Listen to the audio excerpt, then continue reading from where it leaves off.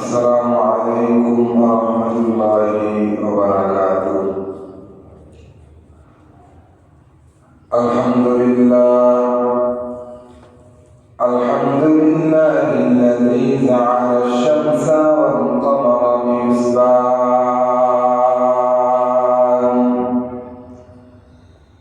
والنجم والشجر يسجدان وفضل زمانا على زمان كما فضل مكانا على مكان وإنسانا على إنسان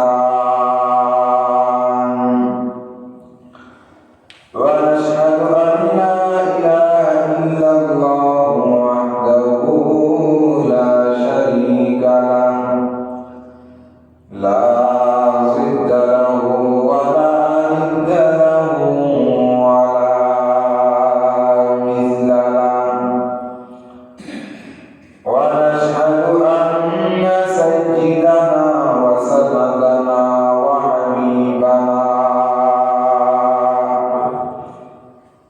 وحبيب ربنا وطبيبنا وطبيب قلوبنا ومولانا محمدا عبده ورسوله الذي أرسله الله تعالى بالحق بشيرا ونذيرا وداعيا إلى الله بإذنه وسراجا منيرا.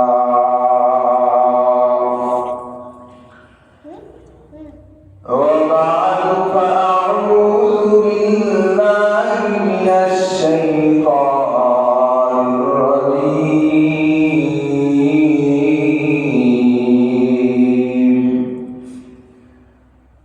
بسم الله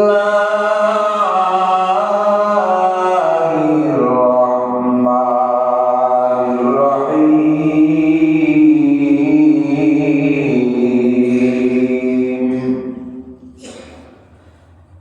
الذي خلق الموت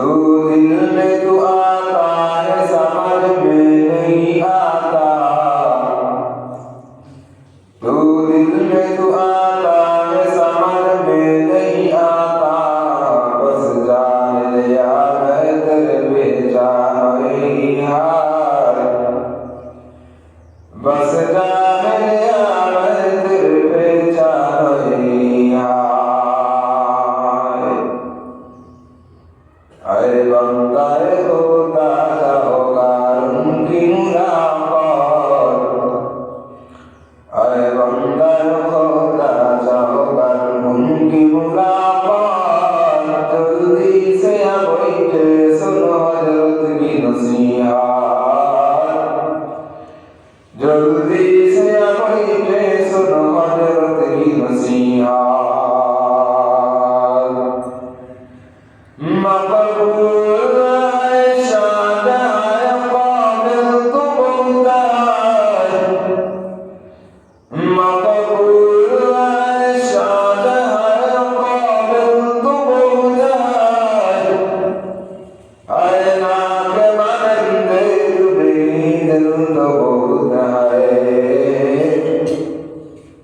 आए ना के मनंदे तुम्हें दिल तो बहुत है লক্ষ কোটি দরুদ সালাম মহান রব্বুল আলামিন ফেতনা ফাসাদের জমানা থেকে অন্যান্য মানুষদের থেকে যাচাই বাছাই করে আল্লাহ রব্বুল আলামিন আপনাদেরকে আমাকে যে আল্লাহর মসজিদে আসার এবং বসার তৌফিক দান করেছেন। মুসলমান হিসাবে ঈমানের আওয়াজ উঁচু করে একই কণ্ঠে একই সুরে সবাই বলি আলহামদুলিল্লাহ। লক্ষ কোটি দরুদ সালাম সৈয়দুল মুরসালিন আকায়ে নামদার মদিনা का ताजदार फख्र मौजूदात शाफिए मुस्लिमीन साकिए कौसर आकिए नामदार सैयदुल मखलूकात हबीबे किब्रिया अशरफुल अंबिया सैयदुस सकलैन इमामुल मुरसलिन सैयदुल मुरसलिन आफाबे नबुवत फख्र मौजूदात आकिए कौसर शाफिए महशर जनाब मुहम्मद रसूलुल्लाह सल्लल्लाहु अलैहि वसल्लम आज শাবান মাসের 10 তারিখ শাবান মাসের আজকে শাবান মাসের 10 তারিখ তো মাস শেষ পর্যায়ে অল্প কয়েকদিন বাকি আছে, রমজান চলে আসছে। এই জন্য মাস হলো আমলের মাস। মাস কিসের মাস বলেন? মাস হলো আমলের মাস। এই শাবান মাস, রজব মাস রাসূল সাল্লাল্লাহু আলাইহি ওয়াসাল্লাম বেশি বেশি আমল করতেন। রাসূল সাল্লাল্লাহু আলাইহি ওয়াসাল্লাম বলেন, মুমিন বান্দা, ঈমানদার বান্দা যারা হয় তারা একমাত্র আল্লাহকে ভয় করে। কাকে ভয় করে বলেন? যারা মুমিন এবং ঈমানদার তারা শুধু একমাত্র আমার আল্লাহকে ভয় করে, দুনিয়ার অন্য কোনো মানুষকে ভয় পায় না। সে যদি ঈমানদার না হয়, সে যদি আল্লাহকে ভয় না করে, তাহলে সে মুমিন না, সে দুনিয়ার লোভী, দুনিয়ার নেশা তার ভেতরে। রাসূল বলেন, হুব্বুদ দুনিয়া রাসূলুল খতিয়া, যারা দুনিয়াকে ভালোবাসে এবং দুনিয়াকে মহব্বত করে তারাই ফিতনার মধ্যে জড়িত, গুনাহের মধ্যে জড়িত। কারণ দুনিয়ার মহব্বত সমস্ত গুনাহের মূল। যারা দুনিয়াকে মহব্বত করে আল্লাহকে বাদ দিয়ে, যারা নবীকে বাদ দিয়ে দুনিয়াকে মহব্বত করে দুনিয়ার পিছনে দৌড়ায়, এরা মানুষ হিসেবে হায়ওয়ান, মানুষ হিসেবে জানোয়ার, এরা কোনোদিন ফরিদ মুমিন এবং মুসলমান হতে পারে না। এজন্য রাসূল বলেন, আহাবুল আমালি ইলাল্লাহি আদওয়ামুহা ওয়া ইউকাল্লা। রাসূল হাদিসের ভিতরে বলেন, আল্লাহর কাছে ওই আমল বেশি প্রিয় যেটা সবসময় করা হয়, সর্বদা চালু থাকে। যদিও আমলটা ছোট হোক, যদি আমলটা কি হোক ছোট হোক, তবে সবসময় চালু হয়, সবসময় করা হয়। এই আমল আল্লাহর দরবারে অনেক প্রিয়। তবে আমল কোনো মানুষের দেখাবার জন্য না, আমল কোনো নেতার জন্য না, আমল কোনো পীরের জন্য না, আমল করব নামাজ পড়ব একমাত্র আল্লাহর জন্য। যদি আমরা আল্লাহকে খুশি করে কবরের সার্টিফিকেট, কবরের মানসম্মান জোগাড় করে যদি দুনিয়া থেকে বিদায় হতে পারি, আশা করা যায় আল্লাহর মহব্বতে যদি কোনোদিন আমল আল্লাহ আমাদের কবুল করেই থাকে, ওই আমলের বিনিময়ে আল্লাহ তাআলা আমাদেরকে বিনা হিসাবে জান্নাতে দিবেন। আল্লাহ জান্নাত আর একটা বান্দা জাহান্নামে যাবে, কারণ জাহান্নাম অনেক বড় ভয়ঙ্কর। আল্লাহ তাআলা তার নবীকে বলেন, হে নবী, আপনি দুনিয়াতে কোনো মুনাফিকের কথা মানবেন না। কে বলে? আল্লাহ বলে, হে নবী, আপনি দুনিয়াতে কোনো মুনাফিকের কথা মানবেন না, কোনো মুশরিকের কথা মানবেন না। আপনি নবী, আমি আল্লাহকে ভয় করেন, আমাকে ভয় করতে থাকেন, কারণ জাহান্নাম বড় ভয়ঙ্কর। আপনার উম্মতরা জাহান্নাম সহ্য করতে পারবে না। তাহলে দেখেন, যেই নবী আল্লাহ বলছেন আমার বন্ধু, আমার আদরের বান্দা, আমার আদরের নবী, যে নবী মেরাজের রাতে ঘোড়াকে চড়ে আল্লাহর সাথে দেখা করছে, অন্য নবীরা পারেনি, সেই আল্লাহর বন্ধুকে আল্লাহ বলেন, হে নবী, আপনি আমাকে ভয় করেন। আল্লাহ তাআলা বলেন, ইয়া আইয়ুহাল্লাযীনা আমানু তাকুল্লাহা ওয়া লা তুতি'ল কাফিরিনা ওয়াল মুনাফিকিনা ওয়া তা'আযাহুম ওয়া তাওয়াক্কালু 'আলাল্লাহি ওয়া কাফা বিল্লাহি ওয়াকিলা। ইয়া আইয়ুহাল্লাযীনা আমানু তাকুল্লাহা ওয়া লা তুতি'ল কাফিরিনা ওয়াল মুনাফিকিন। হে নবী,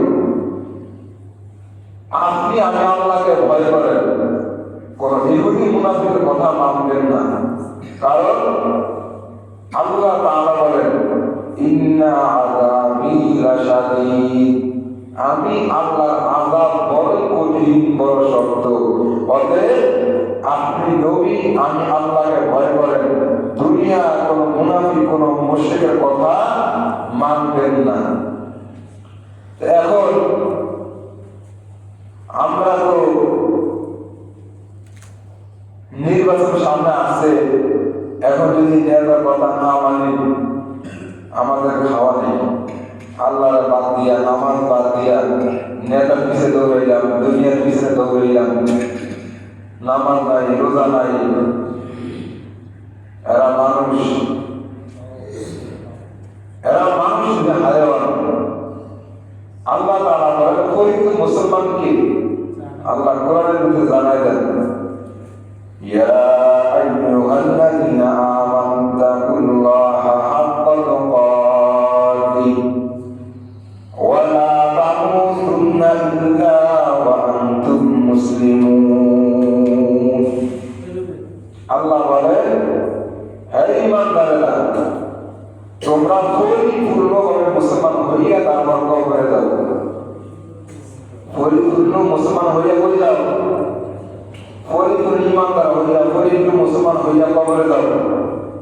না বলছে পরিপূর্ণ মুসলমান হইয়া তুমি তোমার নেতার পাওয়া ছাড়ো। আল্লাহ বলছে কথা বলেন? আল্লাহ কথা বলেন? আল্লাহ বলছেন পরিপূর্ণ মুসলমান হইয়া তারপর কবরে যাও। নবী কি বলেন? আল মুসলিমু মান সালিমাল মুসলিমুনা মিন লিসানিহি ওয়া ইয়াদিহি। পরিচিত মুসলমান ওই ব্যক্তি যার ব্যবহারের দ্বারা, অত্যাচার দ্বারা, হাত দ্বারা, জবান দ্বারা অন্য কোন এক মুসলমান সুস্থ এবং ভালো থাকে, নিরাপদ থাকে, সেই হল মুসলমান, যে মুসলমানের ব্যবহার দ্বারা মানুষ শান্তি পায়। আর যার ব্যবহার দ্বারা মানুষ কষ্ট পায়, যার আচার আচরণ দ্বারা মানুষ দুঃখ পায়, যার কথা দ্বারা মানুষের চোখে পানি পড়ে, সে পরিচিত মুসলমান হতেই পারে না। এই জন্য এই রজব মাস আমলের মাস। আল্লাহ তাআলা বলেন, আল্লাযী খালাকাল মাউতা ওয়াল হায়াতা লিয়াবলুয়াকুম আইয়ুকুম আহসানু আমালা। আইয়ুকুম আহসানু আমালা ওয়া হুয়াল আজিজুল গফুর।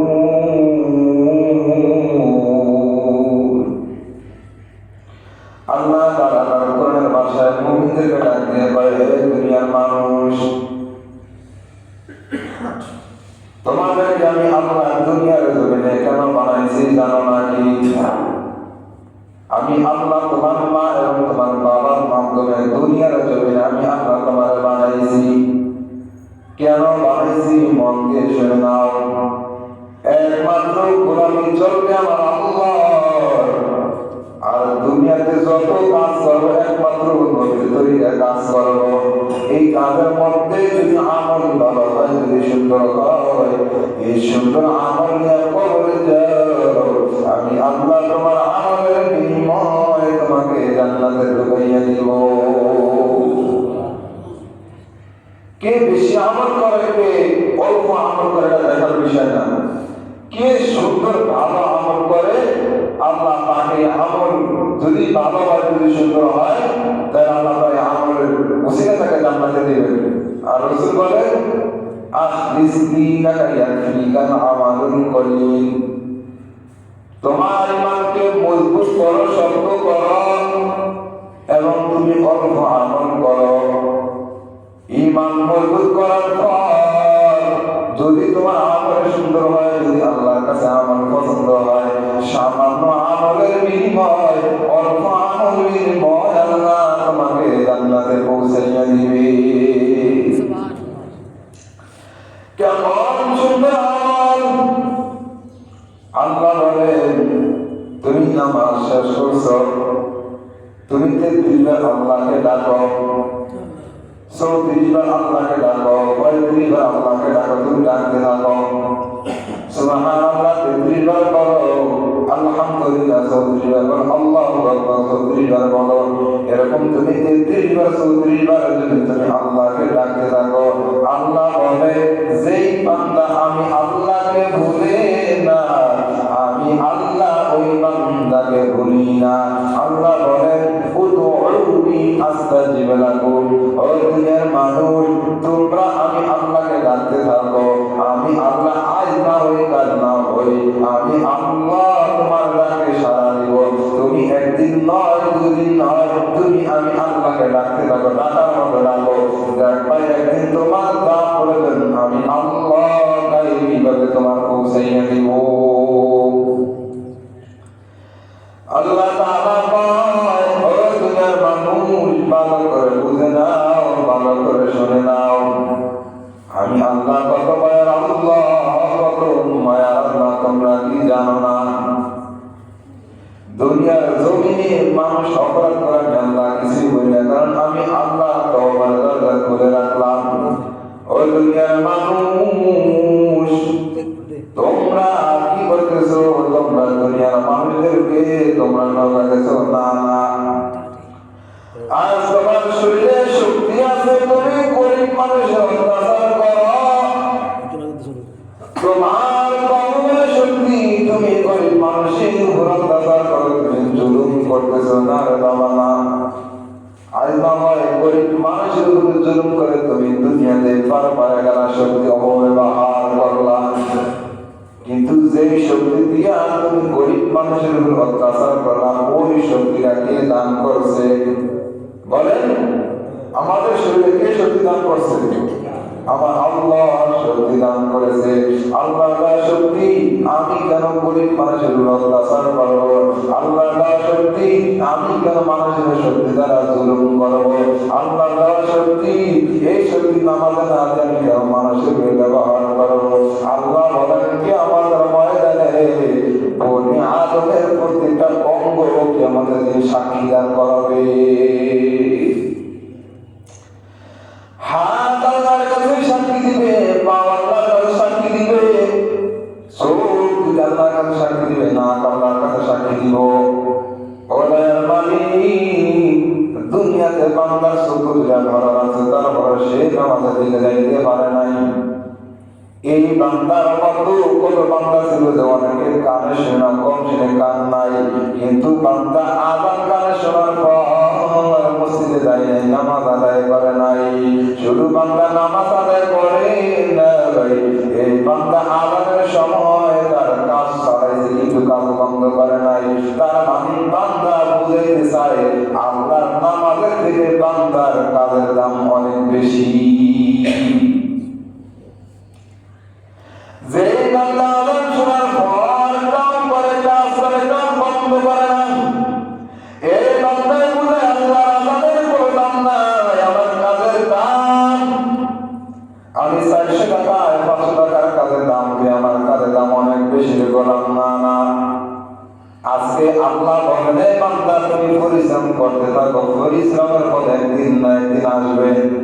তবে পরিশ্রমের মাধ্যম আছে। আযান শুরু হয়ে গেছে, যদি তুমি নামাজ না পড়তে থাকো আযানের সময় কাজ তুমি বন্ধ করে দাও, আযানের 10 মিনিট পরে তুমি কাজে হাত লাগাও, যদিও নামাজে না আসতে পারো আল্লাহর কাছে তো আফসোস করো, আল্লাহ আজকে আমার এই অসুস্থতার কারণে আজকে আমি নামাজে যাইতে পারলাম না, কিন্তু তোমার আযান শোনার পর আমি হাতের কাজ বাদ দিলাম, আমি নামাজ আযানের 10 মিনিট পর কাজ করলাম। ওদের মালিক আপনি তো রহমান, আপনি তো রহিম, আপনি আমাকে মাফ করে দেন। এইভাবে যদি বান্দা যদি আল্লাহর কাছে আরজ করে, আল্লাহ কয় দেয় ওই বান্দা নামাজ যাইতে পারে নাই, কিন্তু আমি আল্লাহর নাম শোনার পর আযান শোনার সাথে সাথে কাজ বন্ধ করে দিয়া আমি আল্লাহর কাছে আফসোস করে আল্লাহ নামাজে যেতে পারি নাই। ও ফেরেশতা লিখে দাও এই আমলের উসিলায় বান্দাকে জান্নাতে পৌঁছাইয়া দিও। কোন দিনের আমল আল্লাহর দরবারে কবুল, কারো জানা নাই কোন দিনের নামাজ আল্লাহর দরবারে কবুল, কারো জানা নাই। আছে নাকি এমন কোন গ্রাম যে আল্লাহ ওয়ালা দিতে পারে নাই? কেমন আল্লাহ ওয়ালা? আল্লাহ তাআলা বলেন ইন্না আউলিয়া আল্লাহি লা খাউফুন আলাইহিম ওয়া লা হুম ইয়াহজানুন। আল্লাহ দুনিয়ার জমিনে তোমাদের কোনো ভয় নাই, তোমাদের কোনো প্রেশার নেই, তোমাদের কোনো চিন্তা নাই। সে কেমন আউলিয়া? এত আল্লাহওয়ালা, এত আল্লাহর বান্দা, তারপর সারা রাত তারা নামাজে কাঁদতে কাঁদতে কাটায় দিলেন। ও আল্লাহ আপনি আমাদেরকে ভালো করছেন, কিন্তু আমরা দেখি আমরা ভালো না, নিজের দিকে নিজে তাকাইলে বড় খারাপ লাগে। আজকে যদি মারা যায় মনে হয় এমন কোন গুনার কাজ করছি যার কারণে আমার আল্লাহর দরবারে কবুল নয়। যদি একটা আমল আল্লাহর দরবারে কবুল না হয় আল্লাহ আমাদেরকে জাহান্নামের ভিতরে ঢুকাইয়া দিবে। কেমন বড় জাহান্নাম, কেমন! যদি জাহান্নাম ভয়ঙ্কর না হতে, যদি জাহান্নাম আযাবের গরম যদি না হতে, তাহলে যত নবী সাহাবী আছে এরা কোনো আমল করতেন না, এরা কোনদিন নামাজে দাঁড়ায় দাঁড়ায় কাঁদতেন না। আপনার আমার নবী সারা রাত নামাজে দাঁড়ায় দাঁড়ায় কাঁদতেন। খাদিজাতুল কুবরা বলেন ও নবী গো আপনি কেন সারা রাত কাঁদতেন? আপনি তো দাওয়াত দিয়েছেন, আপনি দিলেন। বলে না না, আমার নামাজ পড়ার দায়িত্ব, আমার চেষ্টা করার দায়িত্ব। আল্লাহ না দেয় আমার কোনো কিছুর জন্য বেজার হয়ে যায়, এই জন্য জাহান্নামে আমি নবী জ্বলতে চাই না, আমি আল্লাহর কাছে তওবা করে মরতে চাই। খাদিজাতুল কুবরা বলেন ও নবী আপনার জন্য তো জান্নাত আল্লাহ দিয়েছেন, আমার কিসের ভয়? বলে না না, আমিও নবী মানুষের মতো একজন মানুষ, তবে মর্যাদা ভিন্ন। আমার আল্লাহ আমার কোনো কাজের জন্য যদি আমাকে জাহান্নামে দেন তো আমি জাহান্নাম সহ্য করতে পারবো না। এই জন্যই তো আমি নবী আল্লাহর কাছে আবেদন করি হে মালিক আমার উম্মতের যেন জাহান্নামে না যায়, আমি নবীও যেন জাহান্নামের বাসিন্দা বানাইবেন না। কেমন বড় বড় জাহান্নাম, কেমন ভয়ঙ্কর! জান্নাতের দরজার টিকিট পানেওয়ালা সাহাবী এক নম্বর হযরত আবু বকর, দুই নম্বর কেমন সে ওমর ফারুক রাদিয়াল্লাহু তাআলা আনহু গোটা জগতের শাসন করেছিলেন। এমন শাসন করছেন মানুষের ঘরের দুয়ারে দুয়ারে বাড়িতে বাড়িতে মানুষের খোঁজ খবর নিতেন, কে কোথায় কি খাইতেছে, কোন মানুষটা কেমন চলতেছে, কোন মানুষটার কি দুঃখ সুখের মোহর আল্লাহ খোঁজ খবর নেয়। খোঁজ খবর নিতে নিতে নিতে নিতে একটা পরিবার করে তাকে পরিবার বাচ্চা কান্দার বলে মা আজকে অনেকদিন হয়ে গেল আমাদের পেটে খানা নাই, খুদা আমাদেরকে খানা দেন। ওই মহিলার ঘরে খানা নাই, হঠাৎ করে এই কথাটা ওমরের কানে চলে গেল। দৌড়াইয়া ওমর ওই মহিলার ঘরে চলে গেলেন, গিয়া বলে আম্মা জান আপনার কি হালাত আপনার কি খবর?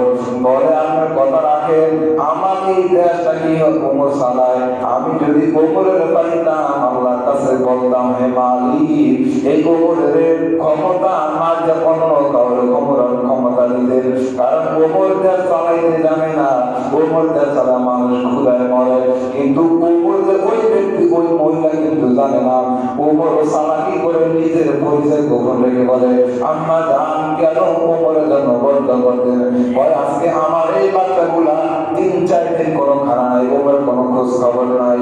ওমর আবার বলে, ও আম্মা জান, এখন আপনাকে আমি এখানে দাঁড়ান, আমি আমার গুদাম থেকে আপনাকে আপনার জন্য আটা আইনা আমি খামির বানাইলে আপনাকে রুটি খাওয়াবো, আপনাদের বাচ্চাদেরকেও খাওয়াবো। এবার গোলাম আসলামের সাথে নিয়ে ফারুক হযরত ওমর রাদিয়াল্লাহু তাআলা আনহু তার গুদাম করে চলে গেলেন। আটার বস্তা ওমরের মাথায় চড়াইয়া ওমর এবার তার বাড়িতে আসলেন। মহিলাকে বলেন, ও আম্মা জান, আপনি একটু পর্দার আড়ালে যান, আমি আটা গুলা বানাইয়া, আমি খামির বানাইয়া রুটি বানাই তারপর দিতেছি। এবার ওমরের কথা অনুসারে সে মহিলা ঘরের ভেতরে পর্দার আড়ালে চলে গেল। কিছুক্ষণ পর হযরত ওমর রুটি বানাইয়া বানাইতে কয়, আম্মা জান, এবার আপনি রুটি খান, আপনার বাচ্চাদেরকেও খাবার। এবার ওমর শেষ বিদায় বেলা ওমরের মাথায় হাত বুলাইয়া মহিলা কান্দার কয়, ও আম্মা জান, আপনি কে? আপনার পরিচয় দেন। বলা, আমার পরিচয় দরকার নাই। মহিলা কয়, আমি যদি এরকম একটা ভালো লোক আমাদের দেশ চালাইতো, আমি এর জন্য দোয়া করতাম, আল্লাহ এরকম একটা ভালো মানুষ দেশ চালায়, এই বান্দাকে আপনি সুখে শান্তিতে রাখবেন, জান্নাতে দিবেন। কিন্তু ওমরের ব্যক্তি, ওমরের মতো ব্যক্তিকে দেশ না দিয়া এই লোকটাকে দেশটা দিলে অনেক ভালো হতো। হঠাৎ করে ওমরের মাথায় কি চলে বসবে? চিন্তা ভাবনা, জাহান্নামের ভয়, কবরের ভয়। ওমরের মাথায় আবার চোখে টপ টপ করে পানি পড়ে। কি সেই ওমর? বকরির বাচ্চা কোলের মধ্যে নিয়া ওমর কান্দা, ও বকরি রে, তুই মারা গেলে তোর কোনো হিসাব নাই, আর আমি ওমর মারা গেলে হিসাব সারা সামনে কলম দেওয়া যাবে না। এই সেই ওমর। 2-1 দিন পর তার বান্দা মাওকে খবর দিল আসলাম, ওই পুরা মহিলাকে আমি ওমরের দরবারে ডাকবো, আপনাকে ওমর ডাকছে। এবার বান্দা বাহু যখন খবর দিল আপনাকে নেতা ডাকছে, ওমর ডাকছে, এবার মহিলা ভয়ে কাঁদতেছে। বাচ্চাদেরকে ডাইকা কয়, জন্মের মধ্যে মাকে মা বলে ডাকতে, কারণ আজকে আমার ওমর ডাকছে, আজকে আমার কোনো রক্ষা নাই। ওই অধিকার আমাদের খবর বুঝি ওই যুবক ওমরের কাছে মনে খবর কইয়া দিছে, এই জন্য ওমর আজকে আমার বিচার করবো, আমার রক্ষা নাই। তোরা আমাকে জন্মের মতো মা মা মা বলে ডেকে নে, আর মাকে পাবি না। বাচ্চারা কাঁদতে আর কয়, আল্লাহর উপর ভরসা করে আপনি চলে যান, কিছুই হবে না। যখন আস্তে আস্তে মহিলা ওমরের দরবারে চলে গেলেন, মহিলা তো ভয় ভয়ে কান্না করতেন। যখন গেটের ভিতরে ঢুকলেন, ওই মহিলা আরো ভয়ে কাঁদলেন। যখন গেটের ভিতরে চলে গেলেন, দেখেন যে যুবকের ওই মহিলা এই কথাগুলো বলছে, আজকের মসনদে সেই যুবক বসা রয়েছে। মহিলা আরো ভয় কান্না করে, ও মায়ের মালিক, আমি এটা কি করলাম? রাত্রে যে যুবকের গালি দিলাম, আজকে সেই যুবক দেখি মসনদে বসে। ওমর কান্দার, আম্মা জান, আজকে আপনি আসেন, আপনার কোনো ভয় নেই, কোনো পেরেশানি নাই। আমি একটা লম্বা পাখি দিলাম, আপনি আমি ওমরের গলার কাছে টানেন। আল্লাহ যেন আমি ওমরের বিচারটা দুনিয়াতে করে দেয়, কবরের মধ্যে যেন বিচার না হয়, কারণ কবরের বিচার এত বড় ভয়ঙ্কর, আমি ওমর কবরের বিচার সহ্য করতে পারবো না।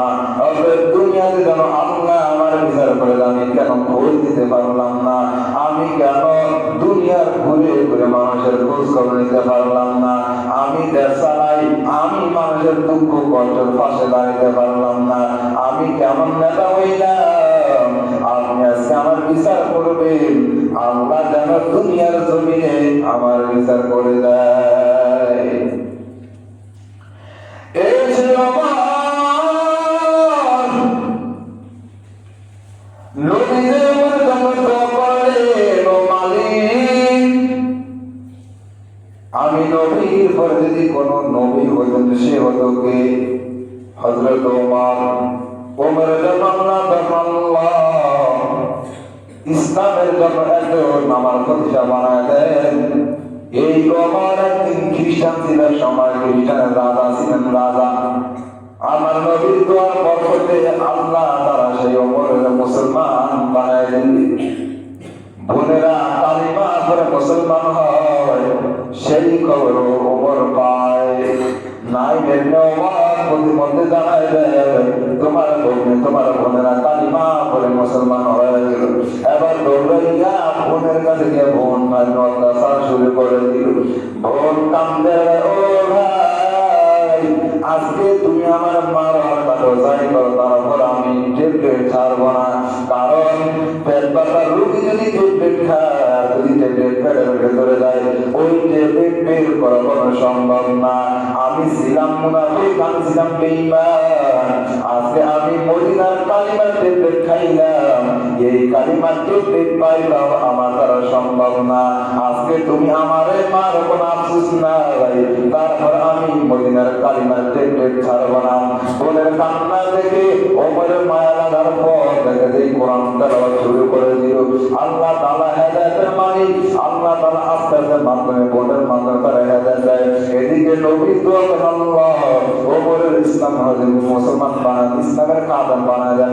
আল্লাহ তাআলা সেই ওমরের আজকে বোনের মাধ্যমে সেই ওমরের আল্লাহ মুসলমান বানিয়ে দিলেন। ওমর মুসলমান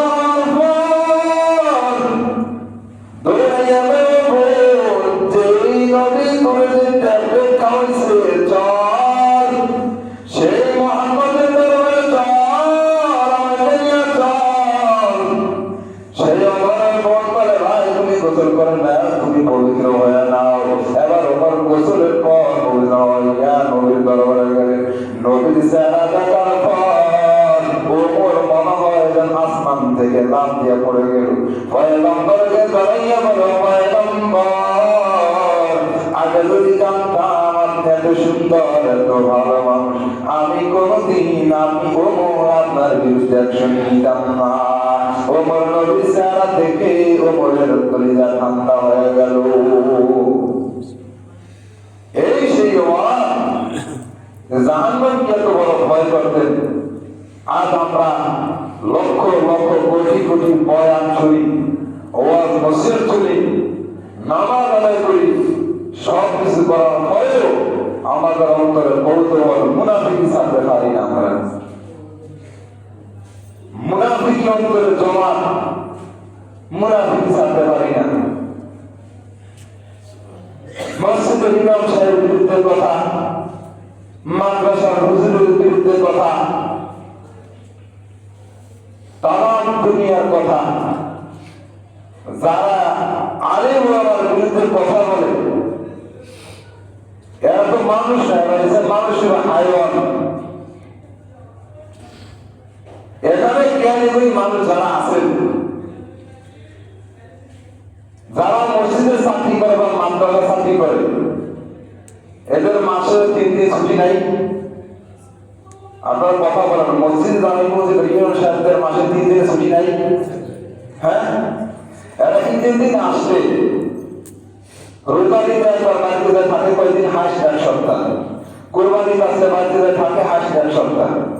1 সপ্তাহ বেড়ালে এর মধ্যে তার মাথা চিন্তা থাকে, হয় আমি মসজিদ থেকে আসলাম, মাদ্রাসা থেকে আসলাম। হ্যাঁ, তাহলে যদি মাসের মধ্যে মসজিদের ইমাম সাহেব 3 দিন ছুটি থাকে, তাহলে তো ছুটি কাটায় না, কাটায় না। হ্যাঁ, কাটায় না। যার বাড়ি বা ধার থাকে সে কাটায় না। শেষ করতেছেন?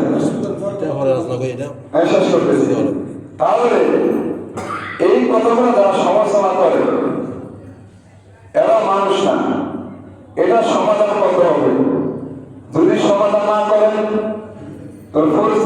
খুব খারাপ হবে, পরিস্থিতি খুবই খারাপ হয়েছে সমাধান না করেন। আল্লাহ পাক আমাদেরকে এই রজব মাস আল্লাহ তাআলা আমল করার তৌফিক দান করুন এবং যারা সেই জায়গায় আছেন ওই জায়গায় থাকবেন, মানুষকে কোনোদিন কষ্ট দিবেন না। যারা ফরজ সাইডে সুন্নাত নামাজ পড়েন